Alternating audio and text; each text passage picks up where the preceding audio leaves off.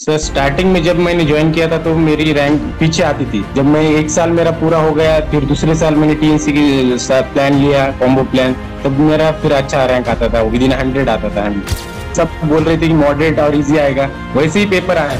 लेकिन मेंस का कुछ किसी को कुछ पता नहीं था, स्किल और बेस आएगा, बहुत हार्ड आएगा। टीएनसी के सर बहुत सारे question, minimum 30+ question same to same without option change, वैसे देखने को मिली प्री में भी और मेंस में भी। तब मैं डीमोटिवेट हो गया था कि मेरे दोस्त लग गए थे कि मैं नहीं लगा था।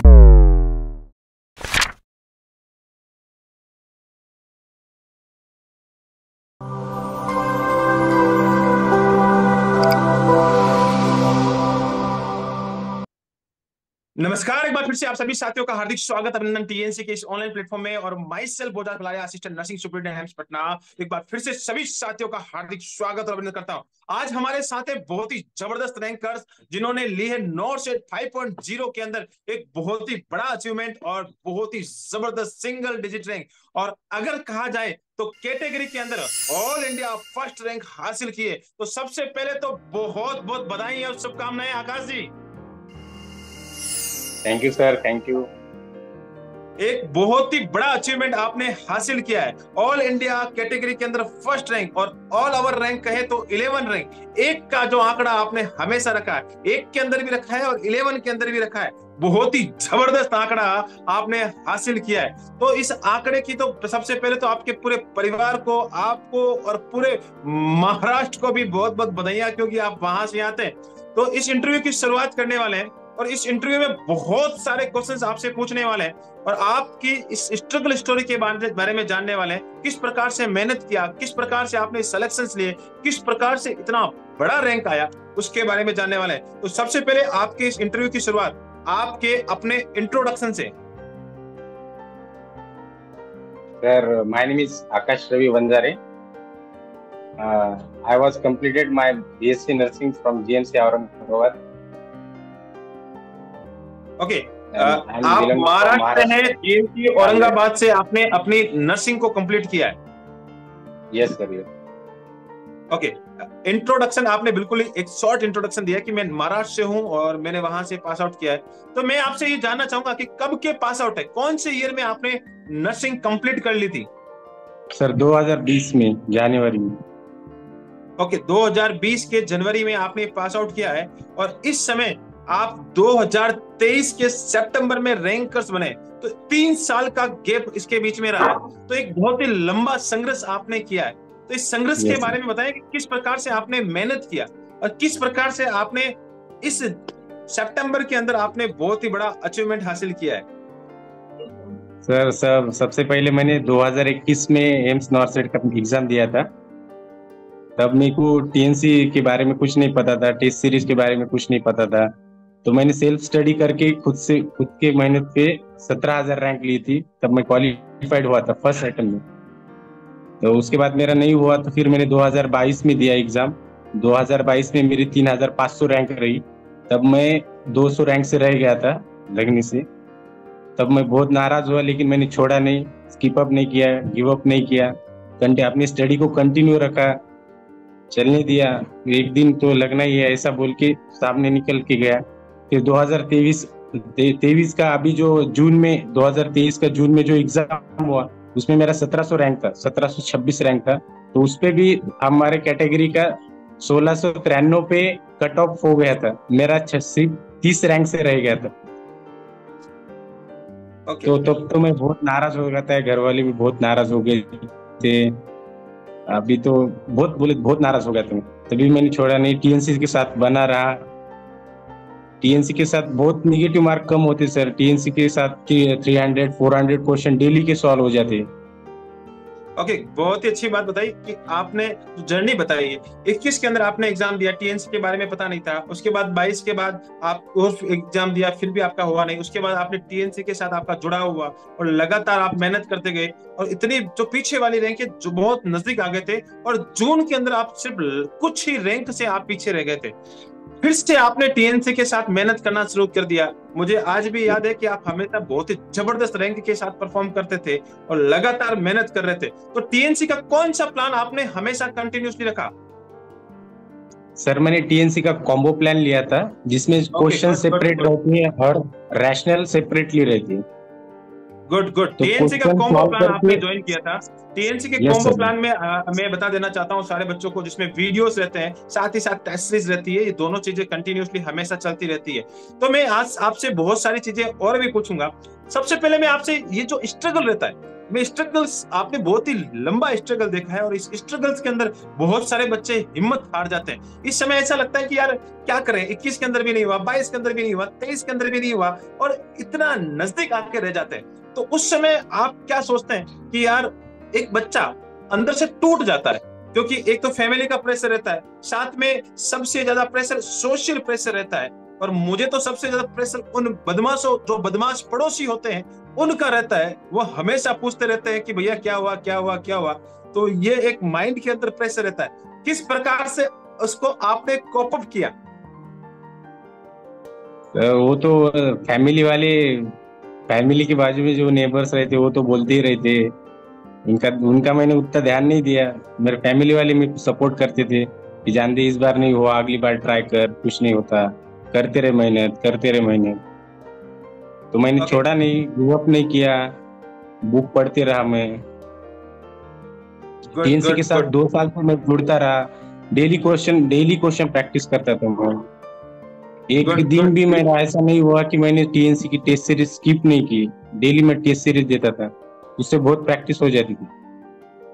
Good good good. बहुत ही जबरदस्त बात कही है कि पड़ोसी का काम है बोलना, लेकिन परिवार वालों का जब साथ हो तो डरने की जरूरत नहीं हो, लगातार चलना होता है। और लगातार आपने वो मेहनत को कंटिन्यूअसली रखा, टीएनसी के साथ आप हमेशा आगे बढ़ते रहे।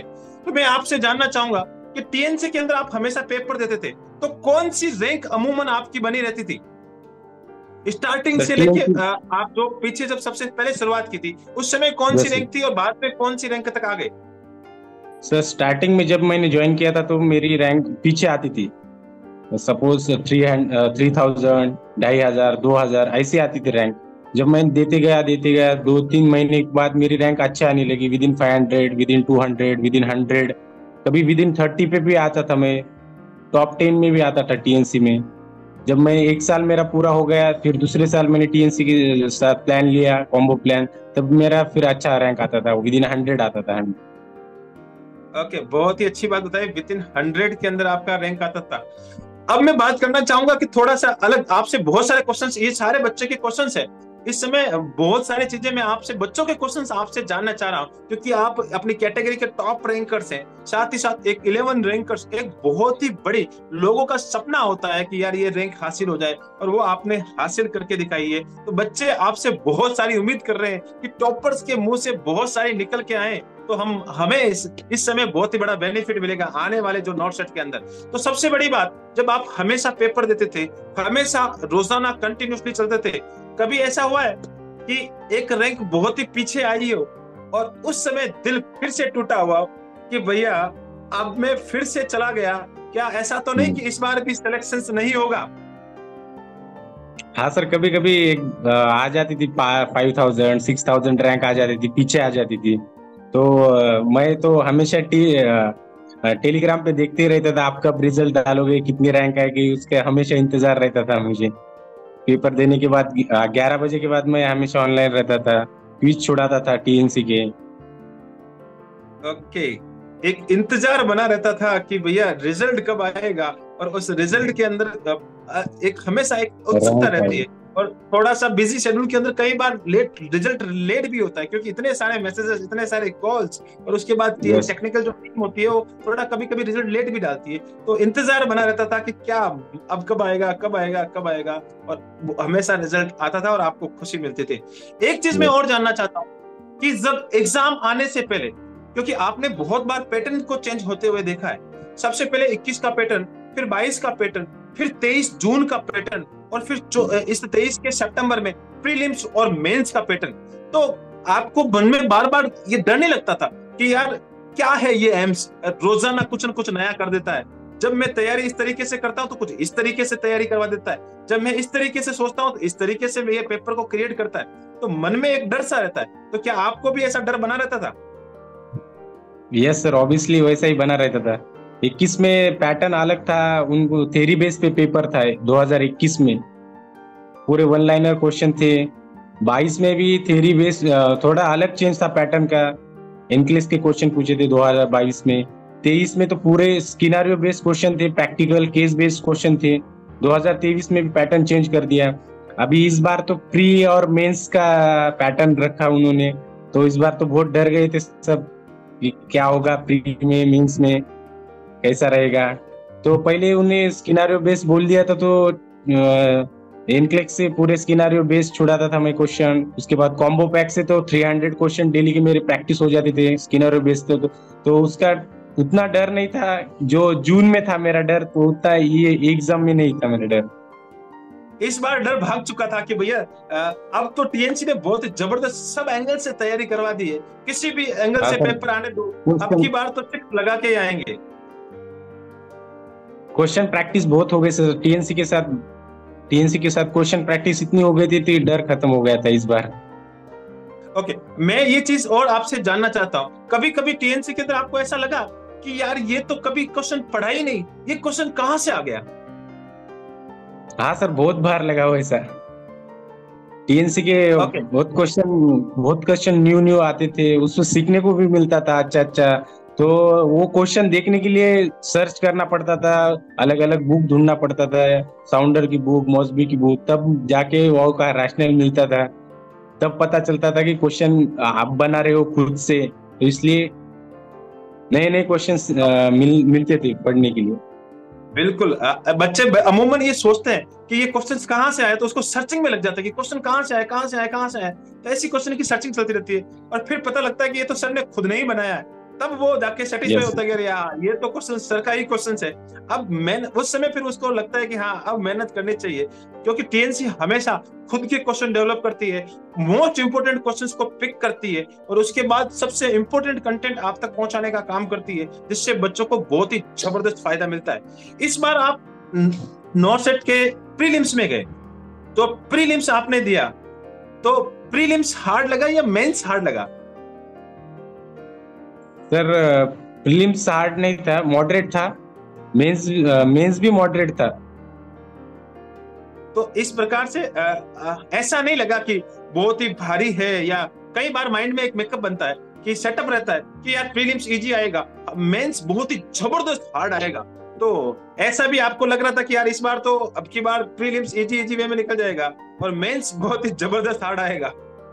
यस, वैसे ही प्रिडिक्ट किया था सर। मेंस इजी, सब बोल रहे थे कि मॉडरेट और इजी आएगा, वैसे ही पेपर आया। लेकिन मेंस का कुछ किसी को कुछ पता नहीं था, स्किनर बेस आएगा, बहुत हार्ड आएगा। हार्ड की अपेक्षा कर रहे थे सब, लेकिन हार्ड नहीं आया, मॉडरेट आया, लेकिन अच्छे थे क्वेश्चन, सब स्किनर बेस क्वेश्चन थे। ओके, गुड, बहुत अच्छी बात है। जब टीएनसी के साथ आप प्रैक्टिस कर रहे थे, टीएनसी के साथ आपने 140वां जो पेपर था, तो जबकि सेम टू सेम हूबहू छपा है, वो पेपर आप देके गए थे, तो आप जब एग्जाम में जब आप पेपर दे रहे थे तो क्या लगा कि यार मजा आ गया है, सेम टू सेम पेपर कहाँ से आ गया? हाँ सर, टीएनसी के सर बहुत सारे question, minimum 30+ question same to same without option change, वैसे देखने को मिली प्री में भी और मेंस में भी। जब मैं क्वेश्चन छोड़ाता था तो ऐसा लग रहा था कि टीएनसी दे रहा हूँ मैं, टीएनसी के क्वेश्चन चल रहे हैं, ऐसा कुछ नॉर्थ दे रहा हूँ ऐसा नहीं लगा। ऐसा लगा कि टीएनसी हूबहू वैसे ही क्वेश्चन थे उसमें। बहुत ही बड़ी बात है और बहुत ही एक्सपीरियंस के साथ ये एम्स की 20+ की एक्सपर्ट टीम्स आप तक ये क्वेश्चंस लेके आती है।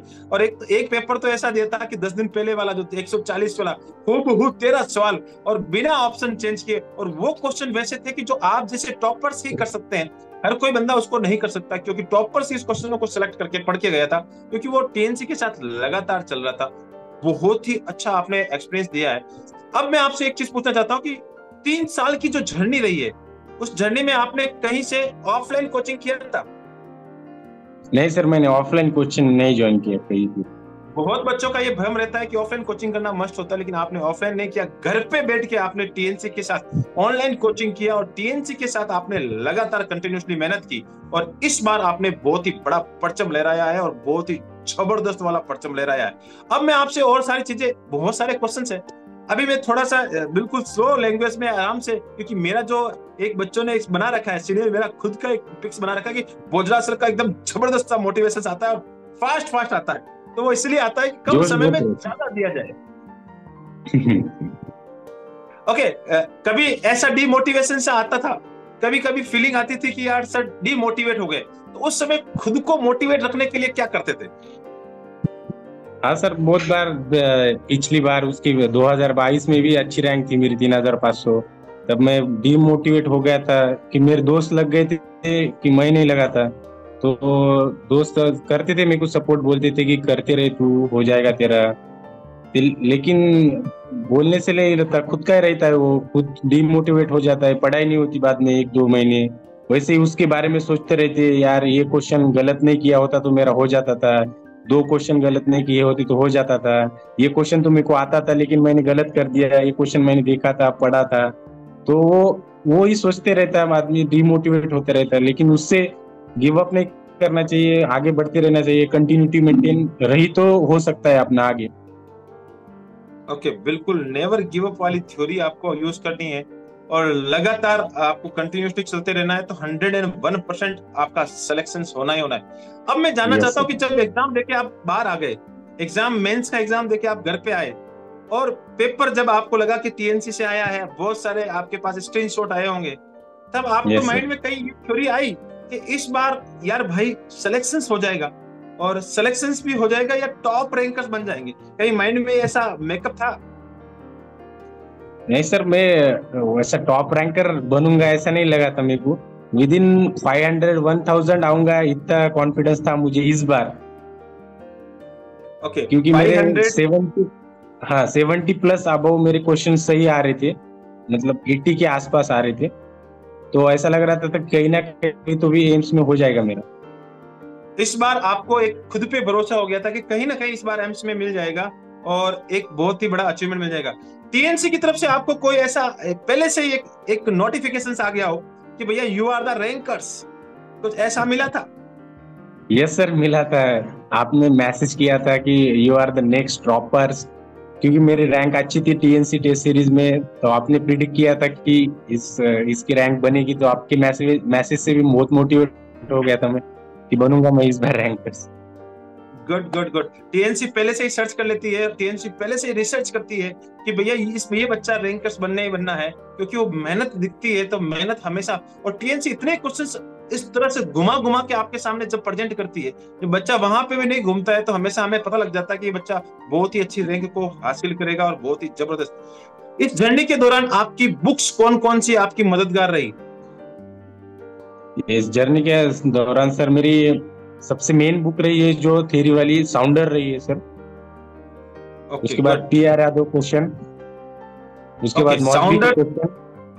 गुड गुड, वेरी गुड, बहुत ही अच्छी बात है। साउंडर्स, पीआर यादव, मॉसबी, तीनों बुकों का सारा आपने लिया और लगातार टीएनसी के कॉम्बो प्लान के साथ आप चलते गए, तो बिल्कुल आप अच्छे एक रैंकर्स बने। बहुत ही जबरदस्त बात बताइए। अब मैं आपसे एक लास्ट ऐसा क्वेश्चन पूछने वाला हूं जो कि इस समय बच्चे बहुत ज्यादा इंतजार कर रहे हैं उस क्वेश्चन का। बच्चे ये चाहते हैं कि भैया आकाश ने ऐसा क्या कर दिखाया, आकाश की जो सजेशंस है वो हमने जानने हैं, स्ट्रेटजी हम जान चुके हैं, अब हम सजेशन जानना चाहते हैं कि हम आकाश ने जो 11 रैंक हासिल किए और कैटेगरी की तो 1 रैंक हासिल कर ही लिए, तो ऑल ओवर इससे भी अच्छी एक रैंक लेके आया या इससे सिमिलर रैंक लेके आई जाए, तो क्या सजेशंस रहेंगे आकाश के कि किस प्रकार से आगे बढ़ा जाए तो एक बहुत ही अच्छी रैंक को हासिल किया जा सकता है? सबसे पहले तो मेरे भाइयों को मैं ये बोलना चाहता हूँ कि उन रैंक कम भी आई, पीछे भी आई, नंबर नहीं लगा तो डीमोटिवेट नहीं होना है, कंटिन्यूटी अपनी बनाए रखनी है, गिव अप नहीं करना है कभी भी। कभी भी एक बार सबका दिन आता ही है, तो गिव अप नहीं करना है, अपनी स्टडी को मेंटेन रखना है। कंटिन्यूटी ऐसी है कि जो आपको एक दिन सफलता प्राप्त करने के, हासिल करने में, कामयाब होने में। बिल्कुल बिल्कुल, इसलिए बहुत सभी अच्छी बच्चों बात को है। मैं यही बोलना चाहता हूँ, सभी बच्चों को यही बोलना चाहता हूँ कि ज्यादा से ज्यादा क्वेश्चन प्रैक्टिस करते रहे, डेली के 500 1000 क्वेश्चन प्रैक्टिस। उसके बाद एक टेस्ट सीरीज ज्वाइन करके अच्छे से उससे रैशनल पढ़े, जिससे आप नॉर्सेट में लग सको। बिल्कुल, बहुत ही अच्छी बात बताई है, बहुत ही शानदार बात बताई है। कंसिस्टेंसी के साथ हमेशा आगे बढ़े। दूसरा पॉइंट आपने जो इसमें कंक्लूड किया है, नेवर गिव अप वाला पार्ट आपने, कि भैया कभी भी हार नहीं माने, हमेशा मेहनत करते रहे। ये चीजें एक न दिन एक आपका खुद का होता है, कभी ना कभी तो आपका दिन बहुत ही लकी होगा, आपका सिलेक्शन हो गया होगा। हार नहीं मानना है, हमेशा कंटिन्यूसली चलना है। और तीसरी चीज जो आपने इंपॉर्टेंट बताई है कि टीएनसी के कॉम्बो प्लान के साथ आपको कंटिन्यूसली अगर आपको चलना है तो बहुत ही अच्छी रैंक को हासिल किया जा सकता है।